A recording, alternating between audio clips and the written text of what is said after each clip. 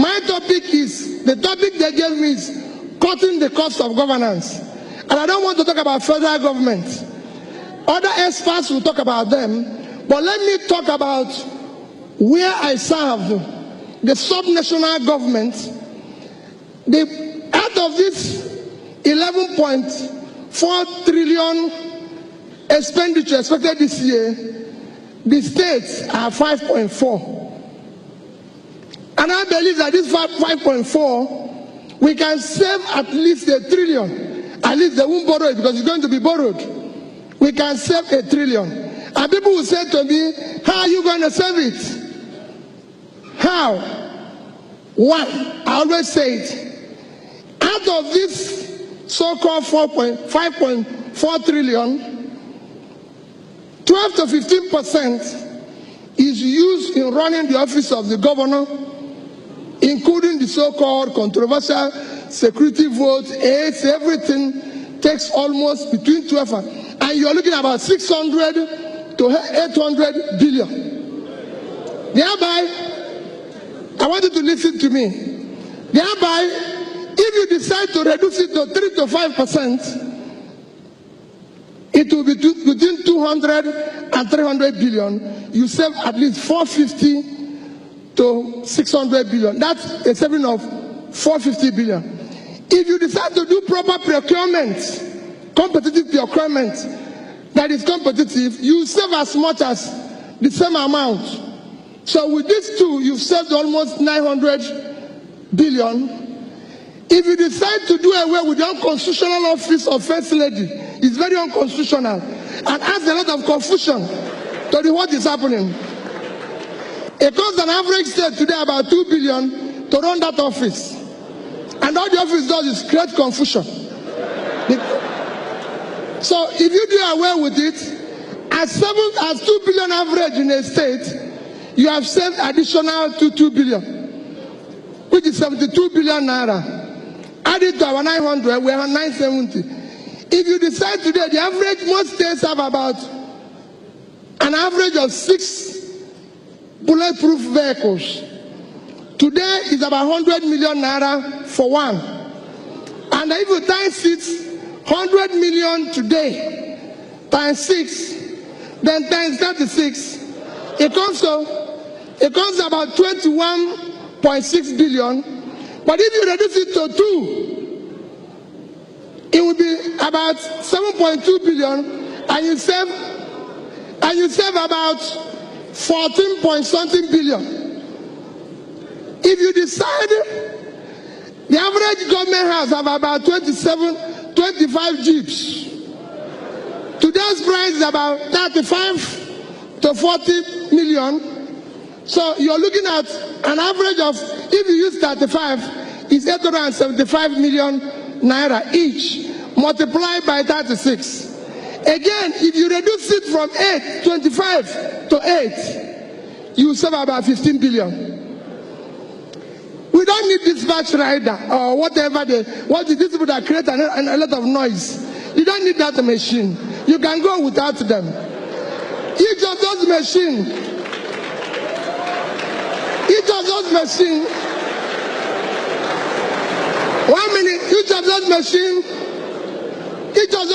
cost about 12 to 15 million naira. And I can tell you most states have about 6, 7, 8 of them. If you do away with them, you will find out that it's at another savings of probably 3 billion naira. Traveling. 1 minute. Traveling. Every government house or governor can tell you the number of traveling budgets, logistics, they call it lots of name, is almost 500 to 600 million. I believe you can do with, if you times again 600 times 36, I believe you can do all your travels for a third of that. You save 115. So if you look at what I've showed you now, you're going to save over 1 trillion. And I can tell you it is practical. People who say to me, Peter, how is this possible? How is it not possible? My dear, I was the governor. When I came to office, When I came to office, my first 4 trips to Abuja, I traveled with over 30 people. Over 30. Everybody have a title to be in the plane. Everybody have a title to do this. So, wait a minute. I'm the only person invited to Abuja. I pay for 30 people who have no reason to be in Abuja. They constitute a problem to the traveling public. They follow me to Abuja. I'm the one who is going to go to meeting. Because they idle in a hotel, they eat more. So I have a lot of bills to pay. In the end, every trip was costing me over 10 million. One trip. And at times I do this 4 or 5 times in a month. So after about the 3rd or 4th trip, I sat down and said, I want you to write name of everybody from me and tell me why and what is the purpose of this person going to be in Abuja.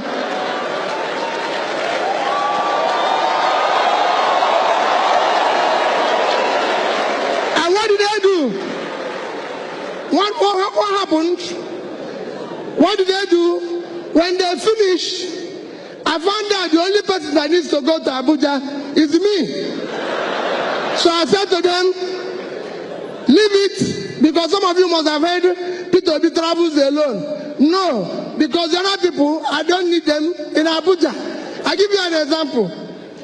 If I had taken police from Waka to Abuja, there might be about 12, 15 security men. And then each time I go, let me use today's pricing. One ticket one way is about 30,000. Coming back is at 20,000.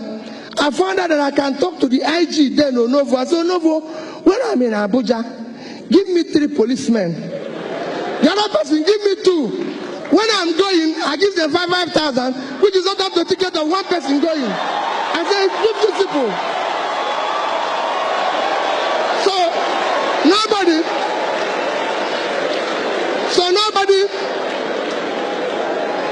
followed me to Abuja. 1 minute, because my time is going on.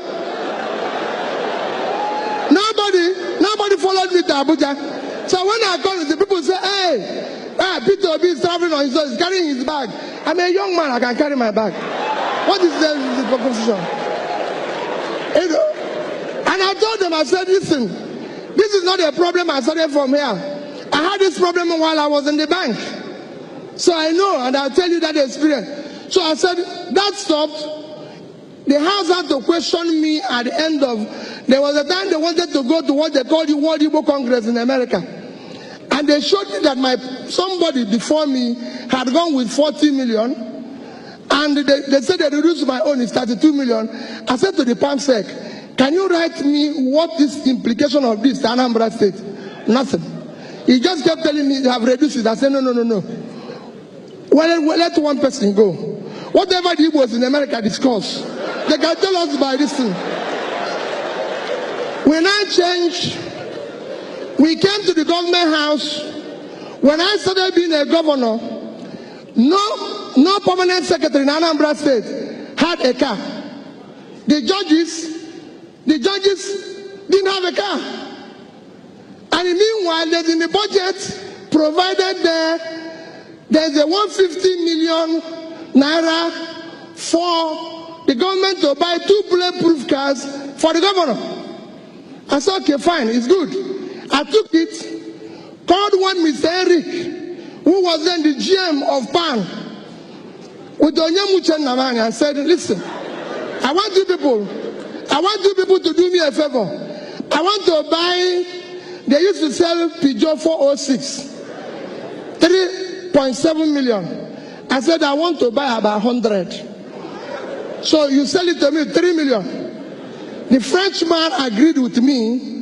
So I took the 150, gave him as deposit. He gave me the first 50 vehicles. I had 18 judges, so 18. I had permanent secretaries, 19, so 19. The governor will keep 10. So all my first tenure, if you are around Doka, I used 406 Peugeot. And nobody kidnapped me, nobody shot me, and we saved that money. We had, some of you might have I was removed from office twice because he was talking about sharing money. And I can tell you why I was removed from office. It's all part of this.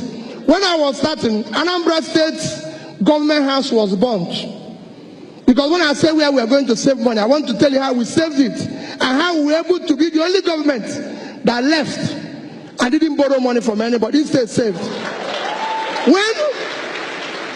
When Anambra State, in 2004, the Anambra Governor's House was burnt, the Governor's Lodge, as well as the government house. Coincidentally, in 2006 when I started, the budget to repair the government house was 298 million. To repair the governor's lodge was 481 million. These are the two reasons why I was impeached. The third was saving money without permission. And I said to them, wait a minute, I repaired everything in the government house, which is governor's office. I repaired everything with 43,200,000. The only thing I didn't buy new, was furniture. Because there's a table used by one of my predecessors that was kept somewhere, and they say it's old. But I called the man, the furniture man, I said, if you wipe this seat, who deep in it? I just want to say you're right. Let's to buy a new one. Why are we buying new one? The governor's lodge. I had I want you to tell, I'm no longer the governor, so these are things you can verify. The governor's lodge, which was a budget of 486 million, I repaired everything with 81,700,000. In both of them, because the contract was awarded before I came, they said I did it without passing through the due process. Because I've awarded the contract. And I said no. Obasanjo as president, because one of the things I did is that we had a governor's lodge in Lagos. We had a governor's lodge in Abuja. We had almost 60 workers in Abuja. And I asked them, why would Governor of Anambra State have a lodge in Lagos? Why would he have a lodge in Abuja? Does he live in Abuja? What is he doing in Abuja? You know what they wrote me? Every other government have it. I said, that's not what I asked. Why are we having to have a lodge in Abuja? I don't live there. Each time I go to Abuja, the cook there, we will need to give him about 30,000 to cook. And I said, cook, you're going back to Oka. It costs 5,000 naira to eat buffet at Hilton, and you charge me 30 here. So what are you cooking here? You must go back to Oka. You know. And people will tell me, oh no. People will say, hey, wait a minute. I said, cook, you must go. I shut down, as I lived at our governor's lodge here for 25 years, shut down our governor's lodge in Abuja. Everybody said to me, Peter, you can't do without governor's lodge. I didn't have one for 8 years because it was not necessary. I told everybody who was there, we had almost 15 drivers in Abuja. When I'm at the airport, everybody's there because creating confusion. I said, listen, we need 3 drivers in Abuja.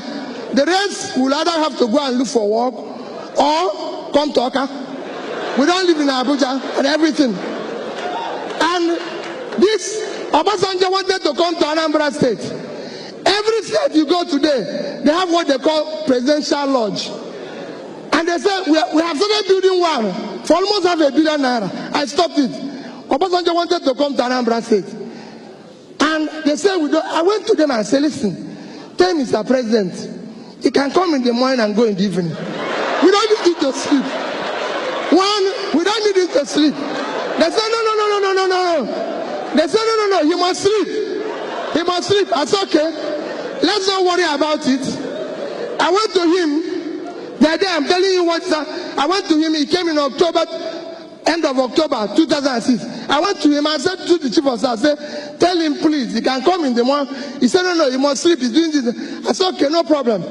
I called his people, say, since he cannot stay in a hotel, and he must sleep, come and see where I live. This is where I live. If this place is okay for him, I will give you the key for 1 month. Then I will go. When he goes, they were very nice to me. I can tell they were very nice. They said to me, we need it for only 1 week. So I came back and told my dear wife, she's the only one who has property there. I said, bring out your team. The president is going to sleep in this room. We are going to give them the key.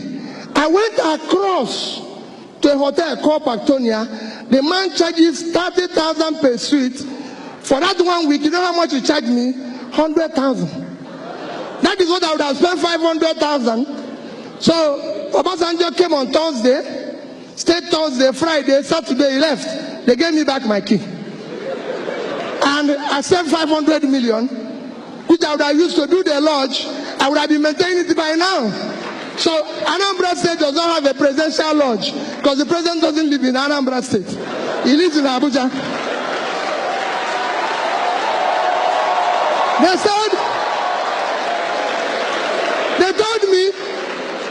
They told me that I don't have, they wanted a car.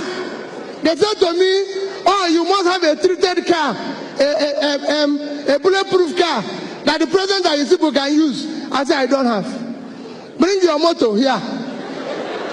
All I will tell you is that I will not, if you want that, I will enter it. But I will not, I don't have anything. They argued and argued and argued. Luckily for me, I have a neighboring state that bought that type of car.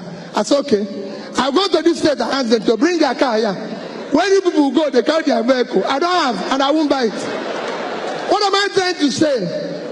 You can do all this. You can save all this money.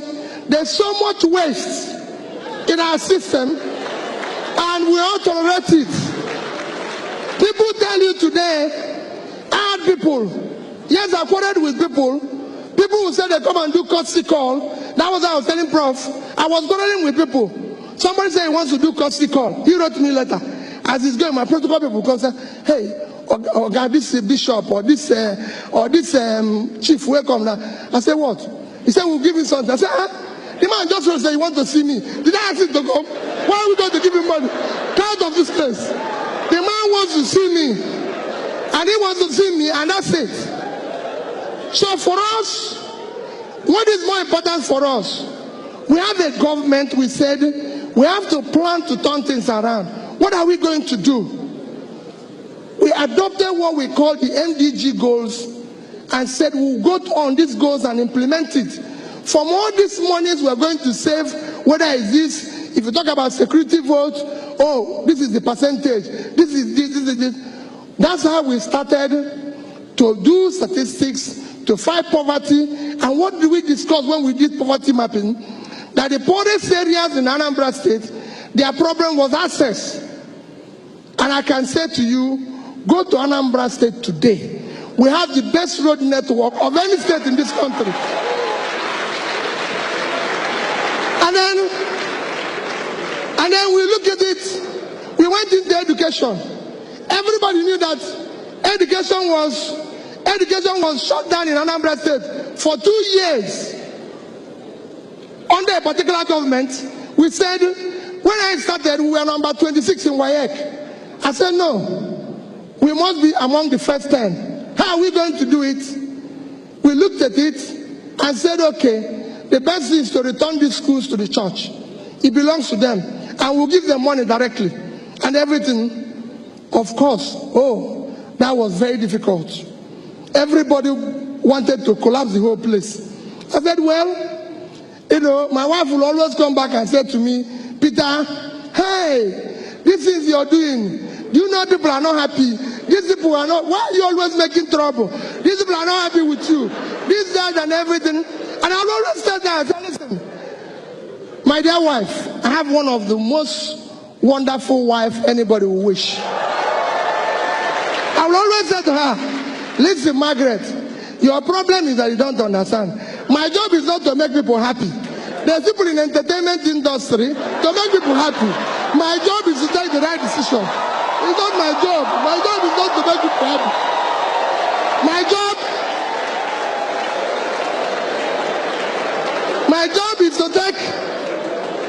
job is to take the right decisions for the benefit of the people. I'm telling you why I was impeached. The only reason why I was impeached is that I was saving money. I said, listen, this is the only country in the world that has a diminishing assets called oil, and they're not saving money. Every other country has it as a law that a portion of this money must be saved. So I said in Anambra State, we must save. It is a critical thing, we must save. And I'll talk about it so when we went to education, I said, I don't want money again to be given to the Ministry of Education. Money must go direct to government from our purse to the church. They went and reported to the federal government because their money was involved.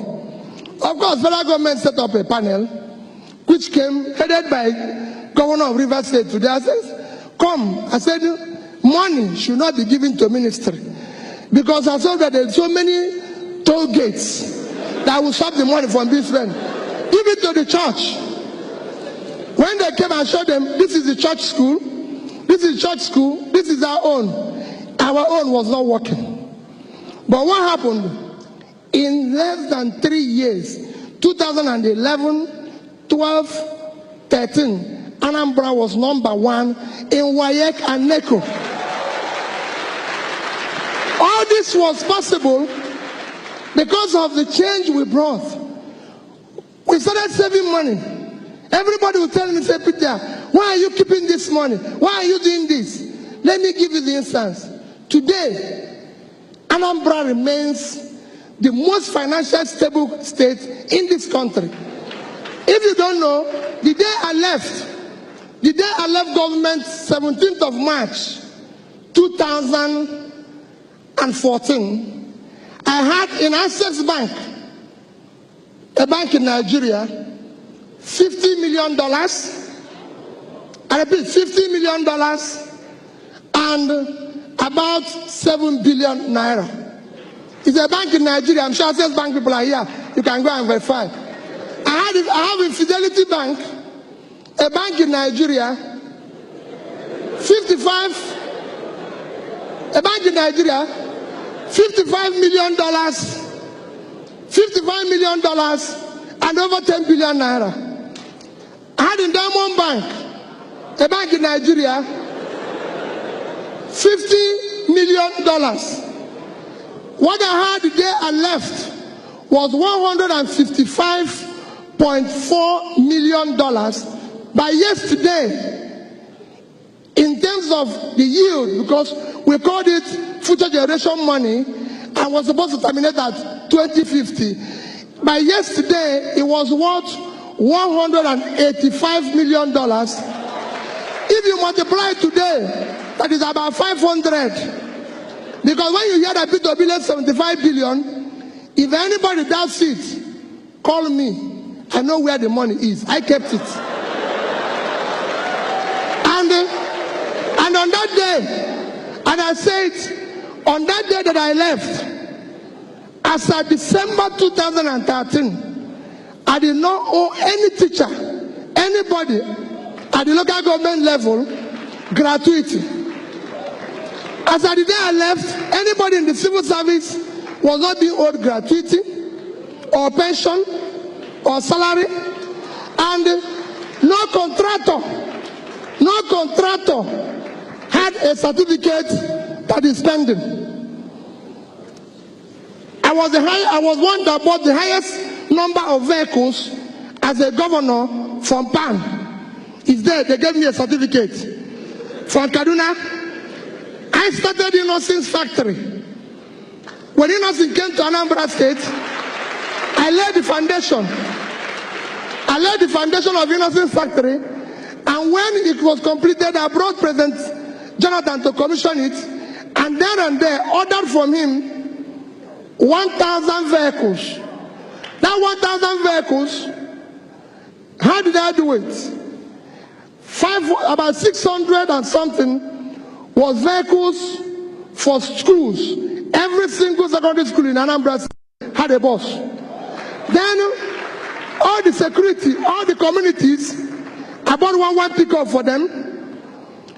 All of them, the traditional laws, I bought one. When I was buying, people say, hey, this is nothing. It just started. Do we know whether his car is good? Maybe the brake is not working. Maybe I said, don't worry. Let the number of people that will remain after the other ones die, leave. Let it kill the number of people. That's how that industry is working today. And nobody has been killed. Not one person. And that factory is functional. We went on, and if you see the cost implication, if we had bought foreign vehicles versus nothing, just like if you see the foreign implication, when people come to me and say, we are going to furnish, like when I was rebuilding the house, we are going to we say, hey, this furniture shop in Awolowo Road, this one, I say, listen, if we cannot find anybody to do governor's bed in Aka, then the governor will sleep on the floor. Forget it. There must be a furniture man here that will give me furniture in Aka that will sleep. That's how we brought one Mr. Daja. I used to know him as a small boy. His company has collapsed. I called him and said, listen, you still know how to do furniture? I said, yes. I said, go and do all the bed that is here. Whoever can sleep in it can go and sleep somewhere else, not there. Why am I saying all this? All these things people tell you, this country today can still function on our income and be able to save money. And that brings me to where all of you are guilty. Because yes, I would have agreed with the lady that talked about this, about you. Yes, there's the one way you, but you cannot do anything if you have the type of leadership this country has experienced in several years. We are lost a case of where lunatics took over the asylum. And we must do something about it. We must do something about it. Our leaders have to do what? We need to question their commitment, and that is where you come in. This is the only country we vote people in. They don't have a car. They don't do anything. 6 months, they invite us for housewarming, to wash their car. Instead of calling police, because we know where the money came from, we are busy dancing. Everybody is guilty of it.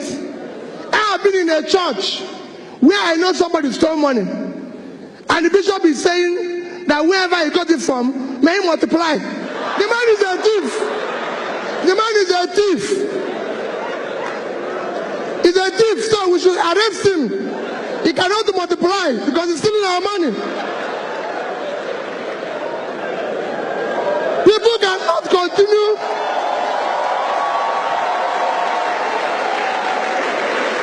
If anybody in government comes to tell you, everybody have good story to tell. If anybody see you, you write a paper, I've done this road, go to the road. I built a university from the scratch. It's in Ibadan. I built a teaching hospital from the scratch. It's in Oka, the fastest one. So let people say where they did it. Don't tell us in pages of newspaper. Don't give us our words. We want to know. If you say we want to export rice, let's eat the rice first. Let's have it. So all this is for you to take back the government. That is where I join Olisa in asking you. You can be the change. Stop celebrating criminality. Let us say we cannot allow these people. It is your future that they are toying with, including me. We've wasted your time. People are talking about Bill Gates, Steve Jobs. 1 minute. Let me tell you. 1 minute. Let me tell you. If any of them is here, let me tell you, if they were here, they will succeed. Quote me anywhere. 1 minute. I went to school. I've been to the best of schools. I've been to the best of schools. I've been to Oxford. I've been to Cambridge. I've been to all of them. And I tell you what, have you ever seen anybody in this country who walked into the bank and was given money based on intellectual capital? They will tell you to bring your grandmother's house, your father's old house, by the time you finish it, that's it. Bill Gates was given $1 million. Go and read the history of Microsoft by a bank for a young boy who was in a garage. Steve Jobs and his friend Wozniak was given $2 million. Who would have given them that type of money here? Nobody. Let me tell you, Steve Jobs went and brought John Scully. John Scully was the CEO of Pepsi. Steve Jobs sent him a text and continued to send him a text. Do you want to continue selling sugared water, or do you want to be part of changing the world? One day, John Scully got up and said to Pepsi, where is president and CEO, I'm leaving this company. I want to go and join these small boys in a garage. Which person would do it here? His people will say that they don't do a medicine. No. Nobody will do it. That's what we have. The government will not support you. You do anything here, the government will not patronize you. They will not patronize the white man. They will not do it. So there's so many things we get against. That is where a journalist had to say, let us take it back. Let nobody tell you there's not enough money. No. Tell me what a governor in Nigeria needs a dispatch rider for. What for? If I tell you how we sort fuel, we used to have a fuel dump when I was governor. Fuel dump. It was costing us almost 30 million a month. I said, what is it? They say, hey. I said, shut it down. I found out that my convoy in the first 2 weeks, because it was about 22 vehicles, was costing us about 300,000 to buy fuel. Of course, you know what happens to half of it. So I said, okay, you know what we are going to do? Bring down the convoy. People in Anambra here, I don't use her. I asked them, carry this thing and go. Pack it. My convoy is 5 vehicles.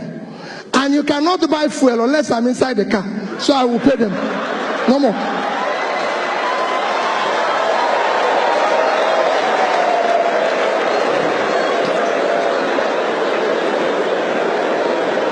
People will say, hey, wait a minute. I'm telling the youths that are here, it is your future that they are toying with. I have children. I have kids. I have 2 lovely children that are graduates. Somebody told me yesterday, just yesterday, he said to me, my friend Chida, we were going somewhere, and I was telling him about the text my daughter sent to me. I wish I read that type of text to you and you will understand. And somebody said to me, oh, I saw your son going to, that one was in Vietnam. He was going to run somewhere. He said he's going for interview for job. Peter, can't you give him a job? Peter, can't you do this? The boy doesn't even have, I said, none of my children have car. I was the only person who is governor and bank chairman, not to them. Nobody elected them one. They have to look for a job. They have to do what they need to do. Take back your country. This country belongs to you. It is your future that they are toying with. You must take it back from them. It is not their country. And you must take it back from them. And how will you take it back from them? How will you take it back from them? When they invite you, go to your local government and ask the local government chairman who receives 100 million naira every month. What does he do with it? He will tell you no problem, yet he's buying new Jeep. This is somebody who has never seen car in his life. He now uses Jeep. His wife has become first lady of the local government. You go everywhere, a convoy will pass you. They say it's first lady of the state. First what? This man, this woman is like they used to tell me then, hey, Peter, you're not treating your wife fairly. Peter, you're not doing this. That this is this. I said, no. There's so many costs. If I tell you little, if I have time and tell you cost of governance here, you won't be here. When I came back, when I started, we had about 10 governors' guest house. I said, what is governor going to do with this? I go to work in the morning and go back in the evening. I'll come back. My cook then will cook about food that about 50 people will eat. I said, what is this for? They were killing one cow every day. I said, what is this for? He said, Your Excellency, I'm doing it in case if you come back with people. I said, have you ever seen me come back here with anybody? So why are you cooking for the people? Any day people will come here, I will let you know. Cook for only one person. One person. Me. I said, don't do it. You know, I come from Anambra State. There's too many big men. Of course. Like I tell them, I said, don't allow any of them to come here. I don't have what it takes to entertain them. So what they do, they phone me, Peter, I want to see you. I come to your house in the evening. So I go to his house, because there he will bring his champagne, eat his fabulous food, and at times when I'm going, they will give me some to take back. Goodbye. But don't go to government house. Because government house is not a restaurant. It's not a place to drink champagne. A bottle of champagne.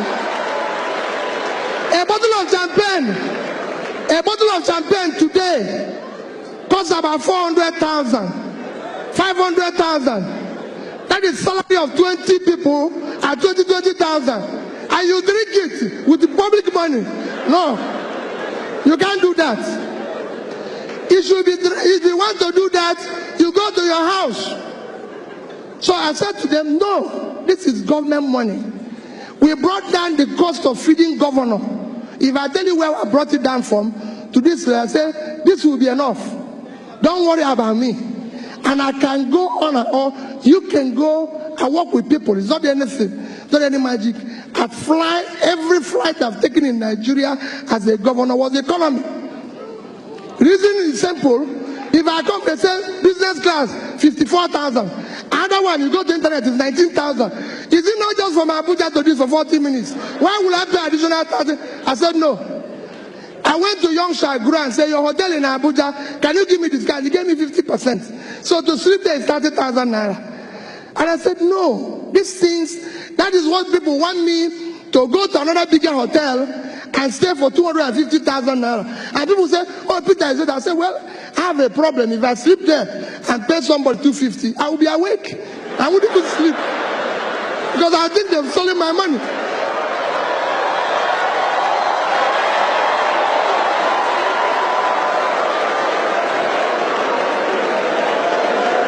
Because I would think they have stolen my money.